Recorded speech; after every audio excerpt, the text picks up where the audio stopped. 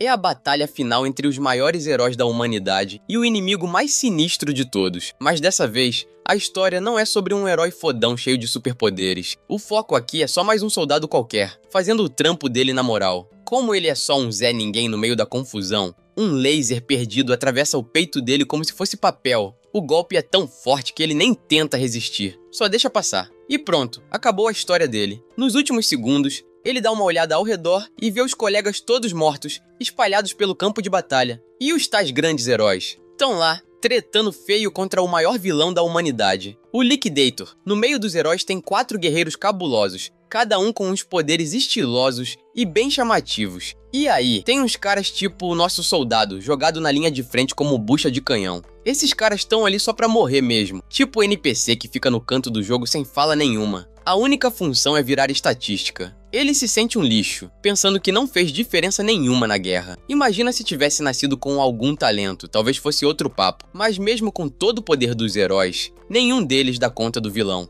O Liquidator corta eles como se fossem pepino. Com um golpe só, ele apaga todos. No fim das contas, o monstro só estava se divertindo com a cara deles. O destino da humanidade já estava selado. Ou pelo menos era isso que o Gray Lee achava. Aí ele lembra que o coração dele já tinha virado farelo. Mesmo assim, ainda não morreu. Quando vê, tá de pé no meio das ruínas. Na frente dele aparece uma entidade sinistra que não dá nenhuma explicação. O cara misterioso manda a real. O corpo do Gray já se curou. E o mais doido, foi ele mesmo que se curou, usando uns poderes que estavam escondidos dentro dele desde sempre. A entidade ainda solta mais uma bomba. O Gray, na real, é mais forte que o Liquidator. Isso mesmo, mais forte que o monstro que fez picadinho dos heróis. Só que nem o próprio Ser Supremo sabe se o Gray aguenta esse poder todo. Então, por enquanto, empresta uma parte da força dele. Só o suficiente para dar uma chance contra o bicho. De volta pro mundo real, a espada do Gray fica cercada por uma energia misteriosa, presente do Ser Todo-Poderoso. Sem perder tempo, ele já mete a energia em ação para ver se é real ou só papo furado.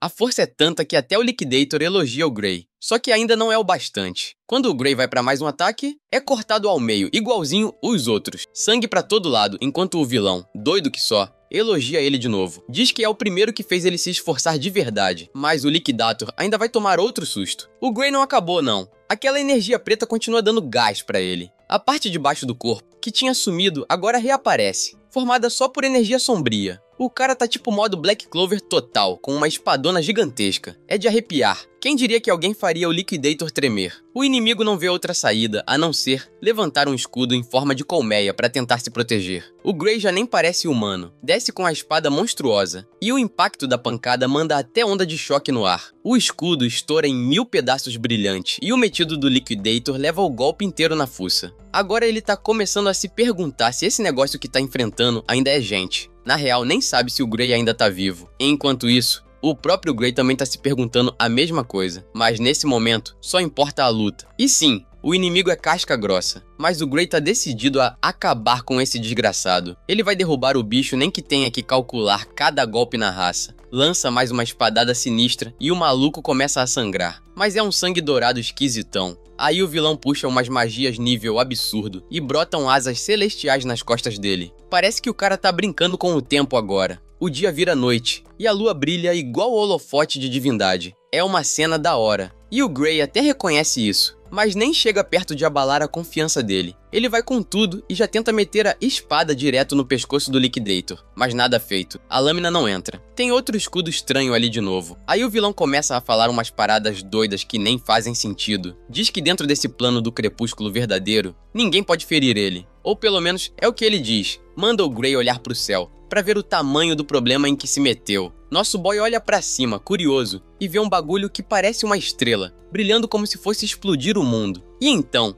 o troço cai como um meteoro e apaga o Gray da existência. O Liquidator fica ali, em pé, olhando pro cratera deixada pra trás. Mas ainda bem que aquela entidade misteriosa aparece de novo, bem na hora certa, e volta no tempo tudo que rolou, mandando o nosso boy direto pro passado com uma missão só: salvar o mundo. E o nome do cara é Cronos. Pelo jeito, ele e o Liquidator têm um passado juntos, mas ninguém explica que história é essa. Enfim, corta pra cena seguinte. Nosso prota abre os olhos num bairro verdinho, todo calmo. Parece até cartão postal. É bonito, tranquilo, e dá até uma paz estranha. Ele tá de volta na vila onde nasceu. E não é só isso. Ele voltou pro passado dessa vila. tá quase 15 anos no passado. Pelo visto, o Cronos não tava blefando. O Gray ganhou mais uma chance de fazer as coisas darem certo. Do nada, uma dorzinha começa a pinicar a mão dele. Quando olha, vê uns machucados e umas faixas enroladas no pulso. Aí a ficha cai. Essa foi a época em que ele era basicamente o saco de pancada do Belder e a gangue dele. Mas pô, agora que tem uma nova chance na vida, seria bem patético continuar apanhando igual antes. Só que também, bater de frente com aqueles caras não é mole. Os malucos são brutos, e o Gray tá longe do nível deles. Se parar pra pensar, até derrotar o Liquidator parece mais fácil do que encarar esses valentões de novo. Então ele já começa a pensar em como vai lidar com essa galera. Senão vai acabar vivendo tudo de novo, igualzinho. Mas é aí que o destino resolve dar uma risada na cara dele. Ele esbarra exatamente com quem tava tentando evitar. Belder e os capangas, como estavam sem nada pra fazer, decidiram procurar o Gray só pra manter a tradição. Bullying clássico, como se fosse a religião deles. Eles jogam uma espada nos pés do Gray, mandando ele pegar. Ele fica olhando pra espada sem entender nada. Ainda tá meio perdido, afinal, já se passaram 15 anos. A memória não tá lá essas coisas. Belder acha que ele tá se fazendo de bobo e lembra, todo sarcástico, das batalhas de mentirinha que eles faziam. O Gray tenta escapar dessa furada apontando pra mão machucada. Diz que até agradece o convite, mas que não dá pra lutar com a mão toda estourada. Só que parece que ele não vai se livrar desses malas. Os caras ainda garantem que as espadas são sem fio, que não tem perigo nenhum. Mas o Gray não se convence nem um pouco. Mesmo sem corte, a espada continua sendo um pedaço de ferro. Um golpe mal dado, e já era. Adeus mundo cruel. E ele tem razão. Um tapinha nas partes já é o suficiente pra deixar qualquer um se contorcendo de dor. Só que esses babacas aí não entendem esse tipo de lógica. Belder se posiciona pronto pra atacar. O cara odeia ouvir não do Gray. E já avança igual um touro desgovernado. O tempo que o Gray tinha pra pegar a espada acabou.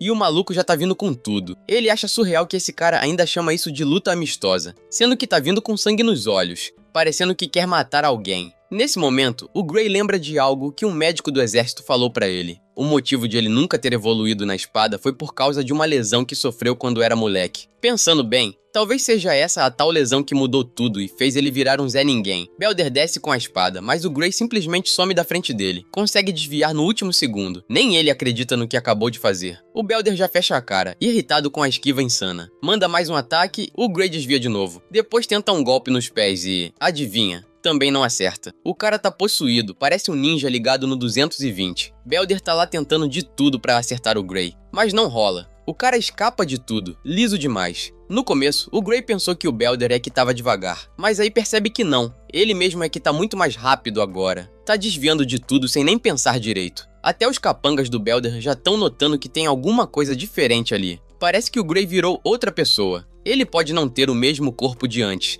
mas tem na cabeça todas as lutas que já enfrentou. E com tanta experiência assim, o corpo dele vai sozinho, no modo automático. Aí ele pega a espada. Já que o duelo de mentira não vai acabar tão cedo, melhor entrar no jogo. Belder continua se achando o tal, tentando esmagar o Gray com aquela espada cega. Mas o nosso prota já tá de saco cheio. Dá o primeiro golpe, e só o impacto da espadada já faz a mão do Belder doer pra caramba. Isso só mostra o quanto o Belder é fraco, no fim das contas. Se o Gray for sincero, ele tá até se sentindo meio perdedor por estar batendo boca e lutando com um Zé Ruela desses. Mas ao mesmo tempo, ele acha que o Belder não merece nem um pingo de pena. Esse lixo aí foi quem infernizou a vida dele, tirou o futuro que ele podia ter tido e ainda causou um monte de sofrimento. Então, com todo respeito, o Gray vai fazer esse desgraçado provar do próprio veneno. Na jogada seguinte, Gray derruba a espada do Belder com uma facilidade absurda, desarmando o cara na hora. Enquanto o Belder só sente a humilhação batendo forte, o Gray percebe que esse otário é ainda mais patético do que ele lembrava. Aproveita o momento pra tirar uma onda, zoando o quão inútil o cara é com uma espada na mão.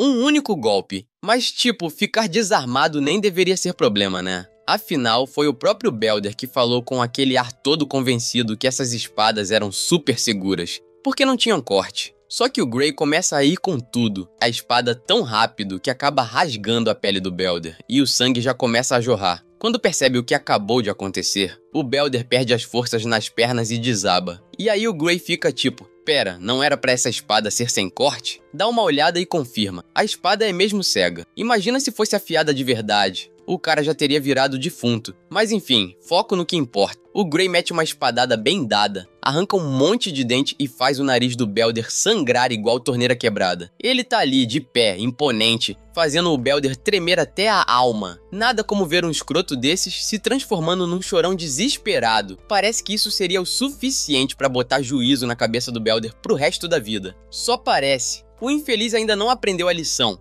e manda os capangas irem pra cima do Gray e arrebentarem ele até não sobrar nada, mas os caras ficam travados, e com razão. Eles acabaram de ver o chefe tomando um pau feio, tipo cachorro surrado. Não faz o menor sentido seguir o mesmo caminho, sabendo que o resultado vai ser o mesmo, ou pior. Mesmo assim, um deles solta a ideia de atacarem juntos, pra tentar vencer na base da quantidade. A trupe se joga pra cima do Gray, cercando ele por todos os lados, mas o Gray tá nem aí. Se esses doentes estão com tanta vontade de levar uma surra, ele tá mais do que pronto pra atender o pedido. Todo mundo avança de uma vez, achando que vai ser fácil, mas o Gray, que até cogitou perdoar esses merdas, percebe que eles só vão parar quando sentirem na pele. Então ele dá o que eles merecem. Pouco tempo depois, os rostos dos três estavam mais inchados que bunda de babuíno, depois de uma sessão de tapas. O Gray até acha engraçado lembrar que esses emojis ambulantes já foram o terror da vida dele. E detalhe, esses caras todos são alunos do dojo de espadachim da Saria. O Belder admite que frequentavam o dojo, mas que pararam de ir, porque se achavam bons demais. Bem baixo o nível pra quem se diz forte. Mas o Gray também não espera grande coisa de um dojo que deixa isso passar. Aproveitando, ele diz que quer entrar pro dojo e pede pros três servirem de recomendação.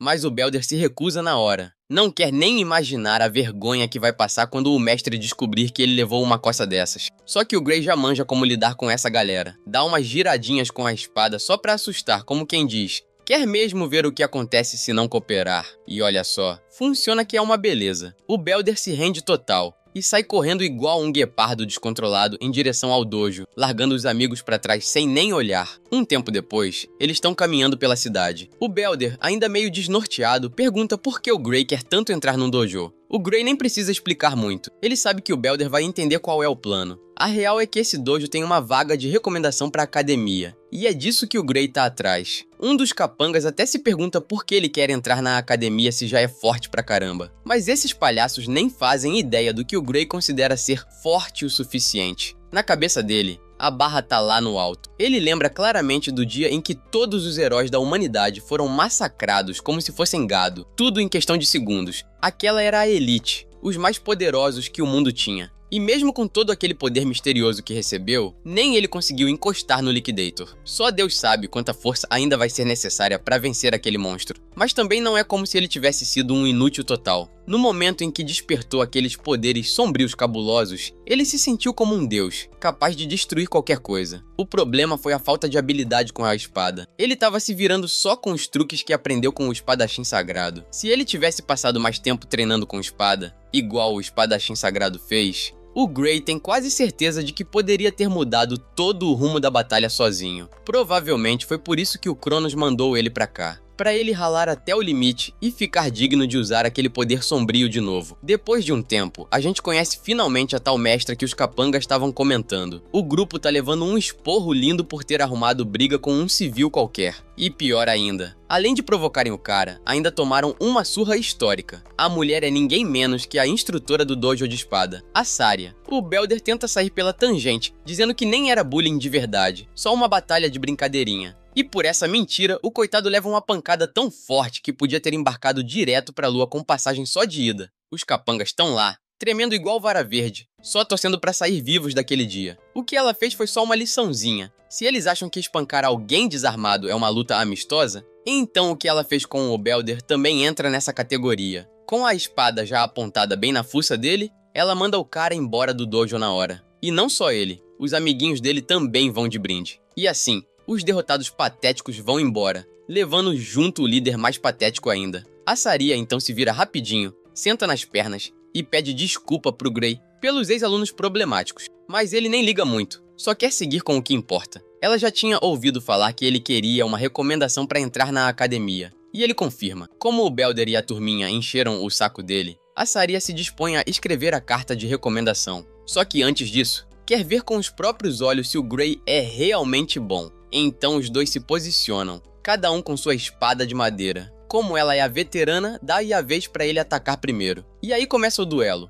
Os dois se movem tão rápido que só fica aquele rastro no ar, como se fossem sombras cruzando uma atrás da outra. Enquanto trocam golpes, a Saria vai analisando o estilo dele. Dá pra ver que ele é bem prático pra alguém da idade dele. Parece até que já sobreviveu a várias batalhas. Agora ela entende como que aquele grupo de fracassados levou um pau tão feio. O estilo do Gray é quase todo autodidata, mas de vez em quando, os movimentos dele lembram os ensinados na academia. Provavelmente alguém já deu umas dicas pra ele. Só que a técnica ainda é crua. Mesmo assim, o talento bruto é gritante. A mulher basicamente achou um diamante no meio do lixo. Depois de avaliar o suficiente, ela decide encerrar a luta com um último ataque. Só que o Gray já tá ligado e consegue aparar o golpe dela com facilidade. O duelo recomeça, e ele começa a defender tudo como se tivesse alergia a levar dano. Isso deixa a Saria completamente desconcertada. O jeito dele lutar, sem hesitar nem um segundo, começa a mexer com ela. Parece que nada que ela faz consegue quebrar a postura dele. A mulher já tá ficando até com raiva dela mesma. Afinal, era só pra ser uma luta de avaliação,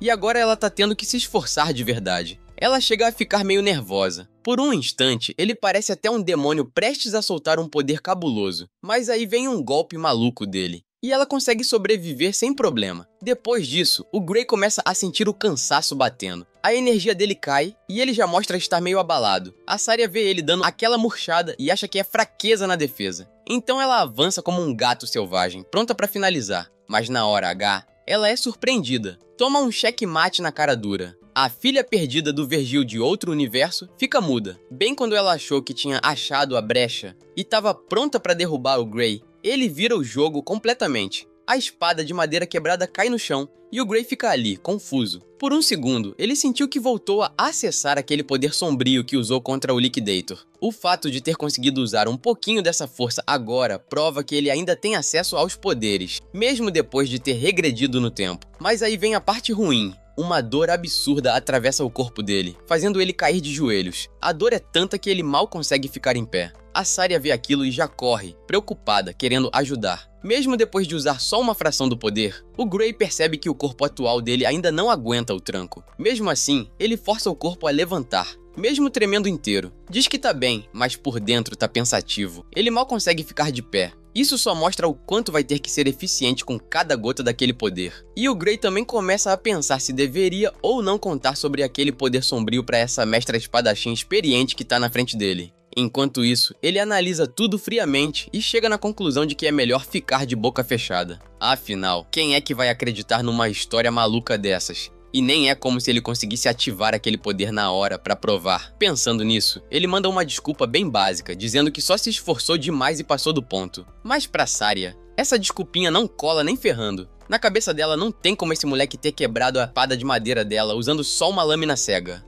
Já sacou que o Gray tá escondendo alguma coisa. Aí a filha do Vergil aponta o que sobrou da espada direto pra cara do Gray, fazendo ele perguntar se tem algum problema. Pelo jeito que ele reage, ela percebe que ele não tá pronto pra falar sobre nada agora. Então, em vez de forçar, ela respeita isso e muda de assunto, perguntando por que ele tá tão interessado nessa tal recomendação pra academia. Ele confirma, diz que ouviu falar que ela podia ajudar com isso, e ela não nega. Deixa bem claro que com a autoridade dela, ela pode sim conseguir uma recomendação para a Academia Real de Espadachins, que é a melhor escola do reino. Só que aí vem o choque. Ela diz na lata que não tem nenhum interesse em recomendar ele para essa academia. Para ela, o Gray não tem perfil nenhum para entrar lá. Essas palavras frias dela cortam mais que qualquer espada. O Gray começa a se afundar em dúvida, se sentindo um lixo, admitindo mentalmente que ele é fraco, que aquele último ataque foi a única coisa decente que conseguiu fazer na luta toda. Mas calma lá, a Saria ainda não terminou. Ela continua e solta o plot twist. Em vez de tentar a Academia Real, o Gray devia mirar na Academia da União Mundial. Essa revelação bate nele mais forte do que caminhão e Sekai. Tipo, ele nem sabe como reagir. A real é que essa Academia Mundial é o topo do topo,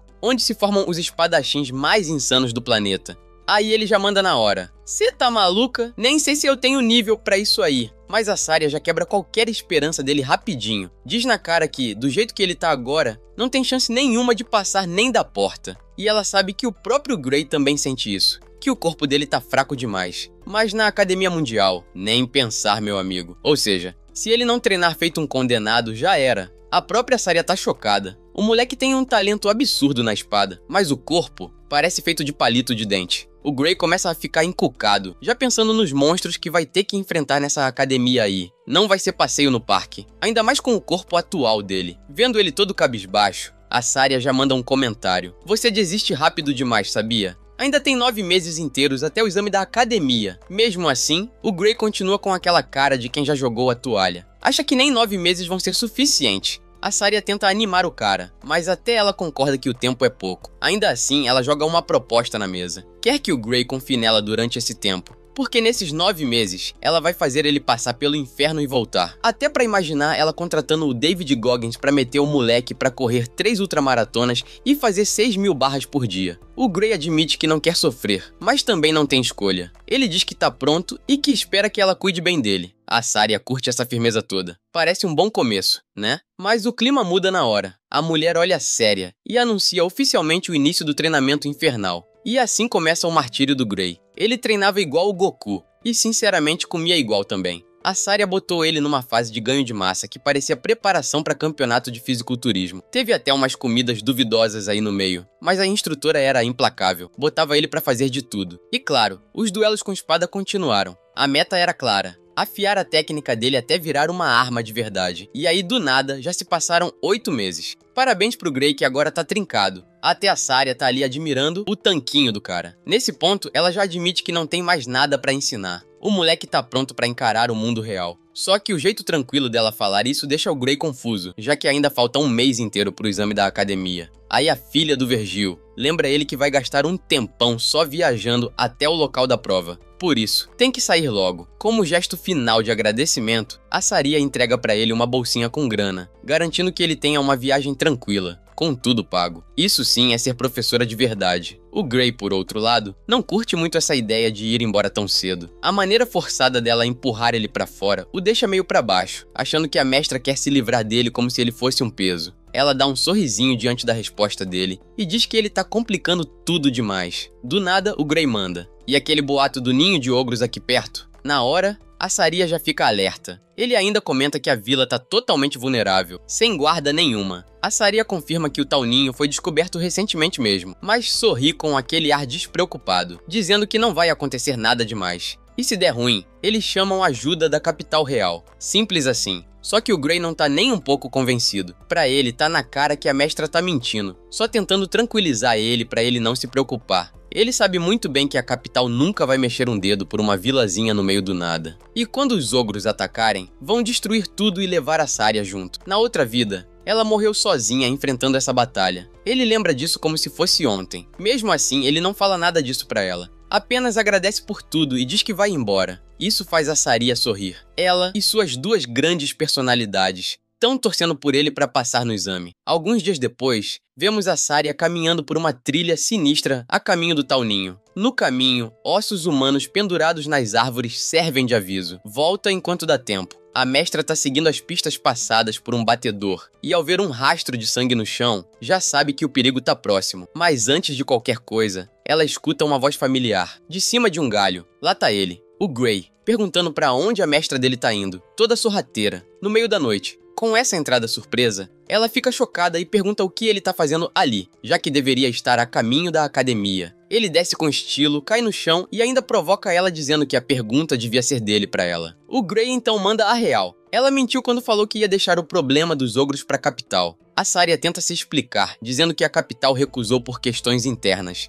E por isso ela resolveu resolver sozinha. Confia no próprio nível de espada. E pelo relatório do batedor, acredita que consegue lidar com a situação. Ela revela que o inimigo principal é um ogro de elite. E que tem mais uns 50 monstros junto com ele. Ela sabe que vai ser uma luta difícil por causa da quantidade. Mas isso não muda nada. Ela vai mesmo assim. O próprio Gray admite que um ogro de elite não é lá grande coisa. Não pra uma guerreira do nível dela. Mas o problema dos ogros é outro. Eles são inteligentes. E o número deles é o maior trunfo. Se ela for cercada, já era. Ele sabe disso com certeza, porque já viu acontecer. Na outra vida, ela foi morta por esse mesmo grupo. E quando isso aconteceu, a vila também caiu, sem ninguém pra protegê-la. Com isso em mente, o Gray pede pra ir junto com ela. Só que a Saria, como sempre, não é fofa nem um pouco. Diz que tá de boa sozinha, mas em vez de tentar convencer com drama, o Gray manda uma ideia mais esperta. Fala que quer experiência real de combate. ainda joga um leve guilt trip, perguntando se ela tá com medo dele ser um peso morto. Ela, obviamente, acha isso ridículo. Diz que os dois já estão quase no mesmo nível e que nas últimas lutas de treino,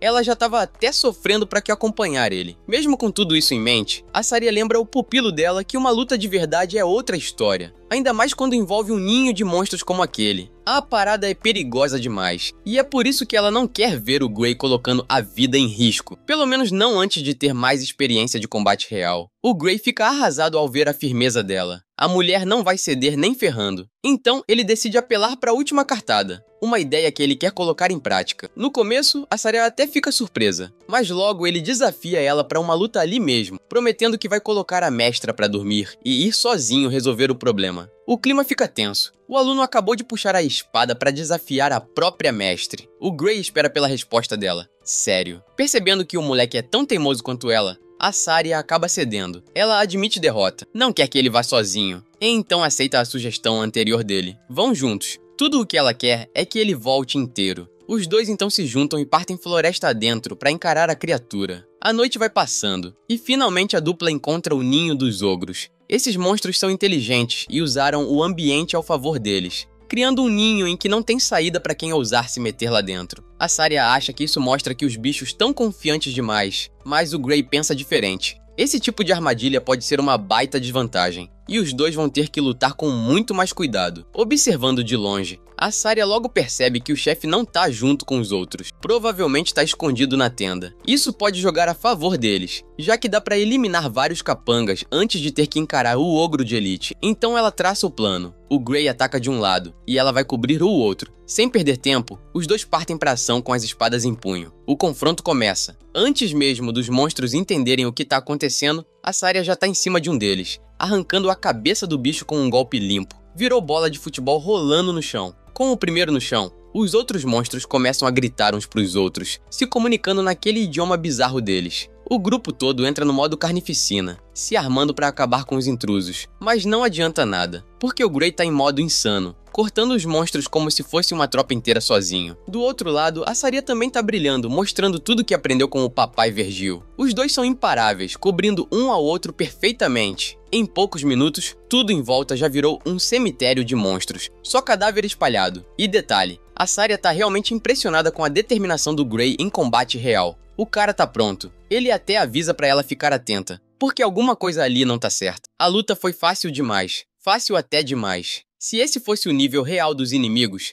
a Saria teria dado conta de tudo sozinha, sem nem suar. E é aí que bate o desconforto. O que quer que esteja dentro daquela tenda vai ser 1000 vezes pior do que qualquer coisa que eles enfrentaram até agora. Falando nisso, 2 olhos sinistros brilham lá dentro da escuridão da tenda, encarando o Gray. No segundo que o olhar dele cruza com o da criatura, o Gray treme na base. Mesmo com toda a sua força, ele se encolhe e diz pra mestra que eles precisam sair dali agora. A Saria não entende nada, surpresa com a reação do aluno, mas ele nem dá explicação, só grita com urgência pra ela correr. E o medo na voz dele é tão real que ela nem questiona, só vira e sai correndo junto. Enquanto os dois estão fugindo, dá até pra pensar que vão escapar, só que não. O inimigo surge do céu com um pulo absurdo e cai na frente deles com tudo, barrando o caminho. O Gray entra em pânico quando o monstro crava os pés no chão, desafiando os 2 humanos cara a cara. A Saria muda de expressão na hora. Ela percebe que o chefe do ninho foi até eles pessoalmente, mas aí o Gray solta uma bomba. Aquele não é o chefe. Antes que ele possa explicar onde está o verdadeiro, uma voz monstruosa ruge, com tudo atrás deles. O rugido é tão insano que convoca outra horda inteira de criaturas para cima deles. A barulheira é ensurdecedora para Saria, mas para os ogros é o chamado perfeito para virar bicho. A Saria treme, paralisada, sem conseguir nem entender o que está sentindo. Tem uma criatura ali que é ainda mais assustadora e sinistra do que um ogro de elite, e ela é quem está comandando todo aquele grupo. Finalmente, o Gray revela. Eles estão enfrentando um general ogro, o verdadeiro chefão daquele ninho de monstros. Só pra lembrar, eles estão literalmente sanduichados nesse momento. De um lado tem o ogro de elite bloqueando a saída. Do outro, uma horda gigante de monstros esperando junto com o verdadeiro chefe. A Saria fica em choque, já sabendo que encarar um monstro desse nível tá totalmente fora da realidade deles. A única saída é matar o ogro de elite para abrir caminho e fugir. Então ela vai com tudo, partindo para cima da criatura e batendo espada contra espada. Determinada a vencer, ela aproveita uma brecha e acerta um corte certeiro no corpo do bicho. O sangue até espirra, o que deveria ser um bom sinal, mas ela só fica mais preocupada quando percebe que o ferimento tá se curando sozinho. Enquanto isso, o Gray tá no mano a mano com dezenas de monstros e vai explicando pra Saria o que sabe sobre o General Ogro. Pelo visto, aquele rugido dele aumenta absurdamente a força e a recuperação dos outros monstros. Em resumo, eles estão lutando contra um ogro de elite bombado no anabolizante. Vencer um normal já seria impossível agora, então imagina esse. Mesmo assim, o Gray continua batendo, derruba mais um monstro e grita pra Saria cobrir ele. Ele pede pra ela apenas ganhar tempo. Ela até questiona que estratégia milagrosa ele tá tramando. A resposta do Gray: em uma situação como essa, só tem um objetivo: matar o mais feio de todos, o desgraçado que tá se escondendo atrás da horda. A luta pela sobrevivência começa de verdade, quando o Gray finca a espada num dos monstros. Irritado por estar cercado por todos os lados, ele bloqueia um golpe, desvia de outro e vai abrindo caminho à força, tentando alcançar o objetivo dele. Mas aí dá ruim.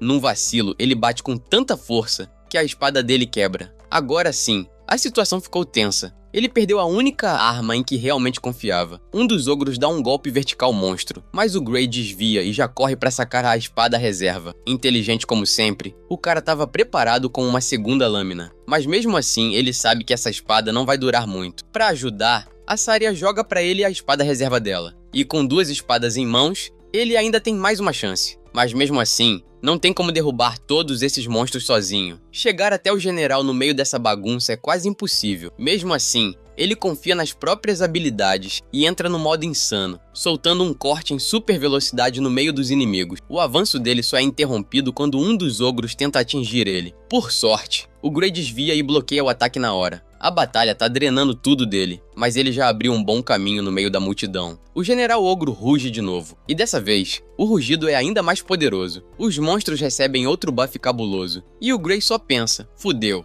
agora tá muito pior lidar com eles. Ele percebe que o general é esperto o bastante para entender a estratégia dele, e por isso tá rugindo sem parar para empurrar os lacaios para cima dele. Mesmo assim, ele bloqueia mais um golpe e sai atropelando os monstros para correr direto pro alvo. A horda tá pronta para receber ele, mas o cara é eficiente, só corta os que estão diretamente no caminho. Mas mesmo assim, o preço é alto. O corpo dele vai ficando coberto de cortes e machucados. É sangue para todo lado, e o cara já tá claramente no limite. Aí ele dá um vacilo. Um dos ogros tacleia ele e o prende no chão. Agora sim parece que a coisa azedou. Os ogros estão exatamente onde queriam, com o Gray preso e vulnerável. Mas por sorte, os monstros estão tão cegos de raiva que perdem a noção de trabalho em equipe. Um deles, sem pensar, acerta o próprio aliado com um golpe brutal. O Gray percebe que os bichos provavelmente estão tentando quebrar as espadas dele, tentando deixar ele indefeso. Enquanto tá nesse raciocínio, um ogro gigachad vem carregando um soco colossal, pronto para estourar a cabeça dele. É matar ou morrer. Ele bloqueia com a espada para minimizar o impacto, mas mesmo assim,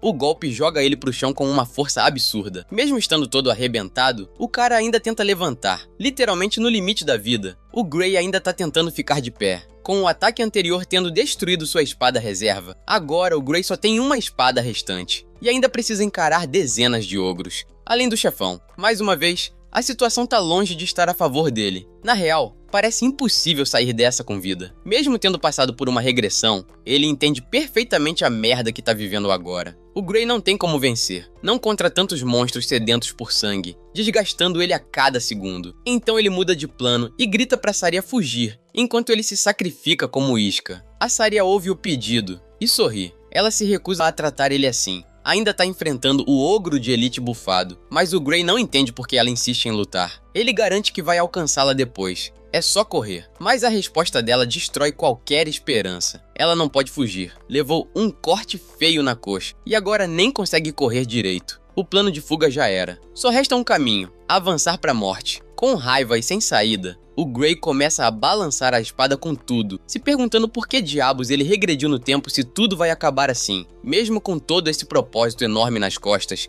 tudo tá prestes a desmoronar. E como se não bastasse, a última espada dele também se quebra em pedaços. E mesmo assim, ele se recusa a aceitar que esse é o fim. Ele acredita que, se conseguir acessar o poder do futuro, aquele poder sombrio capaz de enfrentar o Liquidator, ele ainda tem uma chance. Focado nesse sentimento, ele entra num estado meditativo, segurando a espada quebrada. Lembra da sensação de quando usou aquele poder pela primeira vez? E quando abre os olhos de novo, o Gray já não é mais o mesmo frangote de antes. Com um único corte flamejante, ele transforma os ogros em poeira, queimando tudo com a sua espada negra em chamas. A Saria, coitada, não entende nada do que tá acontecendo. Mas para alívio dela, o Gray ainda tá no controle. Mesmo com esse poder bizarro, ele sorri para ela. Nos segundos seguintes, ele corta tudo que tá na frente, incluindo o General Ogro. Nem a própria mestra consegue entender o que acabou de rolar. Ela tá ocupada lidando com o ogro de elite na frente dela. Mas agora que o general morreu, os buffs dos monstros somem. A Saria percebe que, com isso, o inimigo perdeu o poder de regenerar. Sem pensar duas vezes, ela usa uma versão Walmart do Judgment Cut End e fatia o ogro, declarando que um ogro de elite sem seu mestre não é nada. Eles venceram. Contra todas as chances, os dois conseguiram sair vitoriosos da batalha. Mesmo depois de passar por cima de uma horda inteira de ogros, o Gray ainda se desculpa por ter quebrado a espada dela. Mas a Saria diz que isso é o de menos, considerando que ele salvou a vida dela. Ela pega a espada e ia questionar a técnica que ele usou no final. Mas antes de terminar a frase, o Gray simplesmente desaba no chão, completamente inconsciente. Ela grita o nome dele, desesperada. A cena então muda pra dentro da mente do Gray. Ele tá num vazio, tentando entender onde tá. Na frente dele, uma porta flutuante acorrentada emana a mesma energia sombria da sua habilidade. Ele sente uma realização repentina. Esse poder é dele.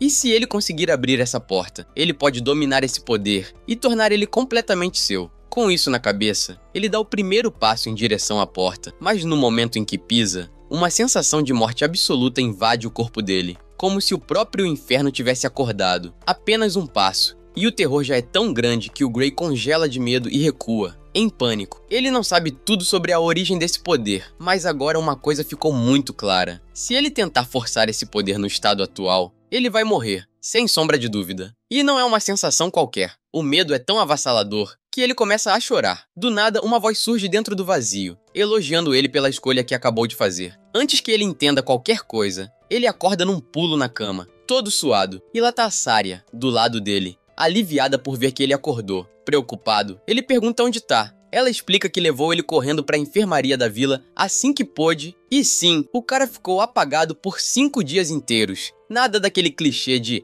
acordei em 3 dias. Aqui, o buraco foi mais embaixo. A Saria tava morrendo de medo que ele não fosse sobreviver. Enquanto isso, o Gray ainda tá tentando processar que precisou de quase uma semana pra se recuperar da técnica absurda que usou. Até a Saria admite, o que ele fez foi surreal. Uma verdadeira definição de desafiar todas as probabilidades. Mesmo com tudo que já rolou, a Saria ainda tá preocupada com o estado do corpo do Gray. E pergunta se ele tá conseguindo se mexer direito. Pra testar, o moleque tenta levantar o braço, mas não consegue fazer nada. Tá todo travado. Ele mal consegue mover depois de gastar tanta energia. E do jeito que tá agora, segurar uma espada é impossível. Então esse problema precisa ser resolvido logo. Tem também o roxo absurdo no braço, resultado direto da batalha. A Saria fica ainda mais preocupada, vendo que ele mal consegue se mover. O Gray confirma, tá completamente inutilizado agora. E a mestra não esconde a verdade. Todos os ossos do braço dele foram estilhaçados, pedaço por pedaço. O Gray fica chocado, porque doido que é, nem tá sentindo dor. Mas isso é por causa da poção mágica que deram pra ele.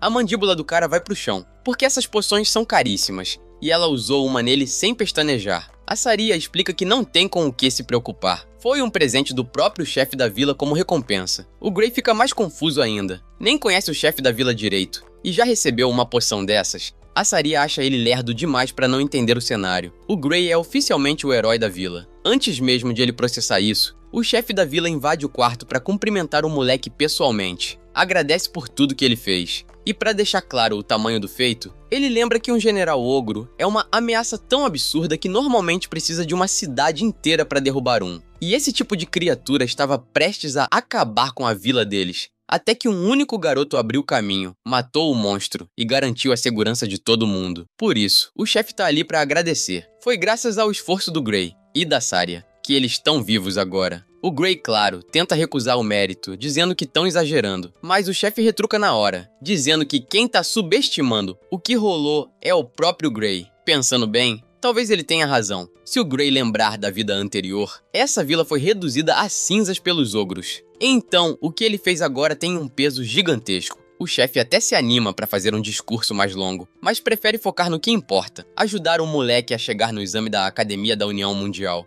E aí o Gray lembra do detalhe. Ele foi lá se meter com os monstros faltando só algumas semanas pro exame. E com tudo o que aconteceu, agora só restam 2 dias até o dia da prova. E o problema? Só a caminhada até lá leva 3 dias inteiros. A única opção viável é usar um cavalo para chegar a tempo. Mas o Gray tá mais quebrado que seu braço. Sem grana nenhuma, sem vergonha nenhuma, ele pede pro chefe emprestar um cavalo. Mas o bom é que o chefe já estava preparado para isso. Já tinha separado o melhor cavalo da vila pro Gray usar na viagem. A Saria dá aquele sorrisinho e revela que se ele não tivesse acordado, o plano era carregar ele à força até lá mesmo assim. É nesses momentos que a gente vê quem realmente está do lado da gente. Igual os amigos do Gray. Ao sair da enfermaria, ele se depara com a vila inteira gritando seu nome e torcendo pelo exame. A galera agradece de coração pelo que ele fez e querem ver ele brilhar. Os moradores até entregam uma sacola com dinheiro, juntado por todo mundo, para que ele consiga pagar o exame e se manter na academia. O Gray fica grato de verdade por tanto carinho,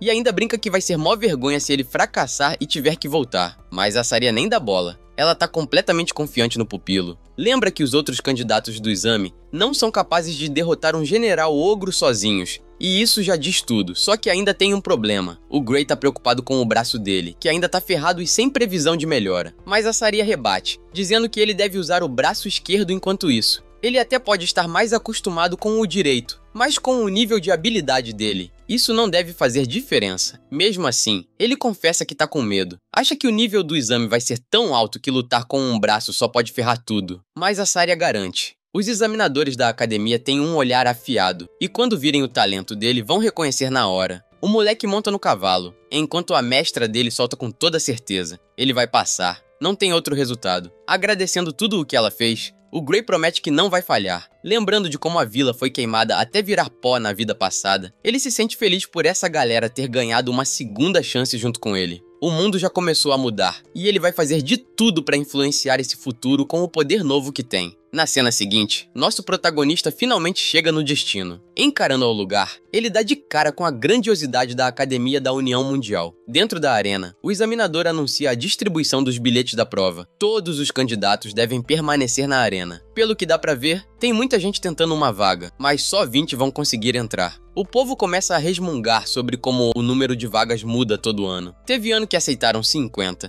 teve outro que só aceitaram 1, ou seja, não tem regra fixa. Logo depois, aparece a professora Ariel, que vai direto ao ponto. Ela explica que todos vão receber um papel com as informações da prova. E com um estalar de dedos, um redemoinho amarelo se abre, soltando energia mágica e fazendo os bilhetes se manifestarem automaticamente nas mãos dos candidatos. O Gray pega o dele. Número de inscrição 513, curso de esgrima. Ariel diz que o papel só mostra os dados essenciais, mas que é basicamente o mesmo processo todo ano. Ela também deixa claro que a academia não tá nem aí pra idade, gênero, nacionalidade ou classe social. Basicamente, você pode ser até um helicóptero de ataque. Ninguém liga, nem o nome importa. Se alguém quiser dar um nome falso, beleza. Só quem passar vai ter que informar os dados de verdade. O resto, que se dane. Só que aí bate o problema. O Gray veio sem espada, e mesmo assim foi colocado no curso de esgrima. Ele começa a duvidar do sistema, mas a Ariel manda a melhor justificativa de todas. Colocou cada um no curso baseado na aparência. Isso mesmo. No momento ela estava falando sobre não discriminar ninguém, e no minuto seguinte tá julgando pela cara. Coerência? Pra quê? Ela até diz que pode corrigir caso alguém tenha sido colocado no curso errado. Alguns candidatos comentam que é impossível ela ter feito essa escolha só olhando, e acham que a academia deve ter investigado todo mundo antes. Rola até a teoria de que ela usou magia de leitura mental, mas a professora nem responde isso aí. Só nota que ninguém tá reclamando do curso. Aí parte pra próxima, o cronograma da prova. E no mesmo instante, o papel de cada um atualiza com a data marcada. O Gray entra em pânico quando vê que a prova dele é logo no primeiro dia. Ou seja, sem tempo nenhum para recuperar o braço. Ariel avisa, a prova só acontece uma vez e vai decidir tudo. Chegou atrasado, tá desclassificado. Não tem negociação, choro nem apelação. O Gray tá torcendo para um milagre acontecer e o braço se recuperar no dia seguinte. Mas no outro dia, nada, nem sinal de melhora. Então ele vai ter que encarar a prova daquele jeito mesmo. Chamam o número dele. Com frustração estampada na cara, tenta manter a calma, forçando otimismo. Testando o braço esquerdo, tá tudo certo. O direito até se mexe se ele forçar, mas ainda tá zoado. A estratégia? observar os movimentos do examinador e achar um ponto fraco. Ele assiste uma luta entre outro candidato e o avaliador. O cara vai pra cima com tudo, mas o examinador nem se mexe, só espera. O candidato tenta outro golpe, mas também falha. A lâmina é bloqueada e o avaliador derruba ele com um só golpe. O cara bate no chão e o examinador só declara: próximo. E aí você pensa que o Gray viu alguma brecha, mas não. Ele literalmente aceita que vai levar uma surra. Chamam o número dele. Lá vai o Gray, refletindo que não tem chance nenhuma contra alguém que detonou um candidato maior que ele. Mas mesmo assim, ele vai tentar causar uma boa impressão. O avaliador dá liberdade para ele atacar primeiro. E ele sabe que essa luta vai ser de mão única. Mas ainda assim precisa dar tudo de si. A luta começa e o Gray parte pra cima. Ele lembra do conselho da Saria: usar o corpo todo no golpe, não só o braço. Se ele quiser compensar o braço direito zoado, vai ter que usar tudo que tem. Ele solta o primeiro corte. O examinador desvia fácil. Mesmo assim, o Gray sente dificuldade. Lutar fora do seu estilo é uma merda. O examinador vem contra-atacar. E é aí que o Gray nota algo estranho. A lâmina do inimigo tá lenta demais.